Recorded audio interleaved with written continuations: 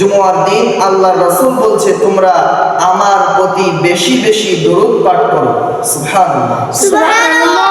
দরুদ পাঠ করতে অনেকেই আমরা পারি, অনেকেই পারি না। নামাজের মধ্যে আমরা যে দরুদটা পড়ি, আল্লাহুম্মা সাল্লি আলা মুহাম্মাদ ওয়া আলা আলি মুহাম্মাদ কামা সাল্লাইতা আলা ইব্রাহিম ওয়া আলা আলি ইব্রাহিম ইন্নাকা হামিদুম মাজিদ। তারপরে আরো বাক্য রয়েছে, আপনারা যদি এটা না পারেন সংক্ষিপ্ত আকারে পড়বেন, আল্লাহুম্মা সাল্লি আলাইহি আল্লাহুম্মা বারিক আলাইহি, এতটুকু পড়লেও যথেষ্ট হয়ে যাবে। বলুন সুবহানাল্লাহ। সুবহানাল্লাহ। আল্লাহ রাসূল জনাবে মুহাম্মদুর রাসূলুল্লাহ সাল্লাল্লাহু আলাইহি ওয়াসাল্লাম বলেন, তোমরা আমার প্রতি যদি একবার দরুদ পাঠ করো, আল্লাহ সুবহানাহু ওয়া তাআলা তোমাদের প্রতি 10 বার রহমত বর্ষণ করবে। সুবহানাল্লাহ। সুবহানাল্লাহ। সাহাবীরা প্রশ্ন করলেন, ইয়া রাসূলুল্লাহ ইয়া হাবিবাল্লাহ, আপনি যখন দুনিয়া ছেড়ে চলে যাবেন, কবরে চলে যাবেন, মৃত্যুবরণ করবেন, তখন আমরা যখন আপনার প্রতি দরুদ পাঠ করব, এই দরুদগুলো কিভাবে আপনার কাছে পৌঁছাবে? আল্লাহ রাসূল উত্তর দিয়ে বললেন, রে আমার সাহাবীরা, দুনিয়াতে আদম আলাইহিস সালাতু ওয়াস সালাম থেকে শুরু করে নিয়ে আজ পর্যন্ত যত নবী ও রাসূল এসেছে, আমার পরে কোনো নবী আসবে না। আমি পর্যন্ত যত নবী দুনিয়াতে এসেছিল, কোন নবী মৃত হয় না। বলুন সুবহানাল্লাহ। সুবহানাল্লাহ। প্রত্যেকটা নবী জীবিত থেকে যায়, তারা মৃত্যুর পরেও জীবিত থেকে যায়। তাদেরকে আল্লাহ সুবহানাহু ওয়া তাআলা আলামে বারযাখ নামক একটা জায়গার মধ্যে স্থান করে দেয়। বলুন সুবহানাল্লাহ। সুবহানাল্লাহ।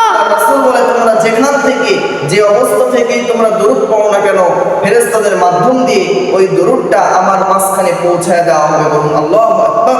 আল্লাহু আকবার। এটা গেল সুন্নাত। তারপর আপনি যেই সুন্নাতটা মেনে চলবেন, 7 নম্বর যে সুন্নাত জুমার দিনে রয়েছে, 7 নম্বর সুন্নাতটা হচ্ছে আপনি জুমার দিন সূরাতুল কাহাফ থেকে তেলাওয়াত করবেন। সূরাতুল কাহাফ পবিত্র কুরআনুল কারীমের মধ্যবর্তী একটা সূরা, মধ্যবর্তী একটা পারার মধ্যে অবস্থিত। পবিত্র কুরআনুল কারীমের 30টা পারা রয়েছে।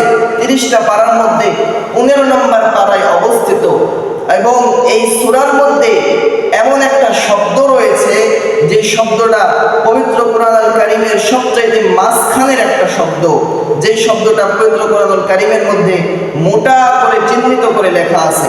আপনারা লক্ষ্য করলে দেখবেন সূরাতুল কাহাফের 18 নম্বর আয়াতের শেষের দিকে দেখবেন ওয়াল ইয়াতালাত্তাফ, এই শব্দটা মোটা করে লেখা আছে। যদি কেউ সূরাতুল কাহাফ পুরোপুরি তেলাওয়াত করতে নাও পারো, তাহলে এই ওয়াল ইয়াতালাত্তাফ এই শব্দটুকু যদি কেউ পড়ে, আল্লাহ সুবহানাহু ওয়া তাআলা বলছেন ওই আয়াতটা পড়ার কারণে আমি আল্লাহ সুবহানাহু ওয়া তাআলা তাদেরকে জান্নাতের মেহমান বানিয়ে দেব। বলুন সুবহানাল্লাহ। সুবহানাল্লাহ। আল্লাহ সুবহানাহু ওয়া তাআলা আমাদেরকে সূরাতুল কাহাফ থেকে তেলাওয়াত করার তৌফিক দান করুন। বলুন আমিন।